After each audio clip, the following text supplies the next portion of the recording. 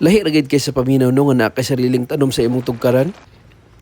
Sa sobra nako kagutom ni adto na lang ko garden para mangita og gulay nga pwede lutoon. Ug kaning ang palaya ang akong una nga nabantayan. Ngano ka ni siya nga ni actual man ni siya kalaya, mao nay akong dakong pangutana. Dili gid kay ko sigurado og unsa ni nga sakit ang nigo sa ampalaya kay ang ubang tanom wa man. Pero maayo na lang gyud kaning akong alugbati, very healthy. Unya dako din akong kalipay kay kaning akong kamote dili na upaw. Mas mauna pa man lagi ning kanding og harvest sa tua. Pero tingala pa gyud ko sa mga kanding ano mang di mukaon ni sila alugbati. Or basig alugbaya ilang gusto. Pero bitaw tinuod lang dako gyud akong kalipay nga naka-harvest na gid ko aning alugbati. Kaysa karon man gud pati ni mga dahon-dahon mahal na kaayo. 20 naman ang bugko sa una tag 10 raman. Nang gitaas na lang tanan mga palitonon ako wala gihapon. Sa akong bana-bana murag naabot kinig 40 pesos ning alugbatiha og paliton ako nis palengke. Sa sobra kadagan sa alugbati nga akong gipanguha nakahunona gud ko.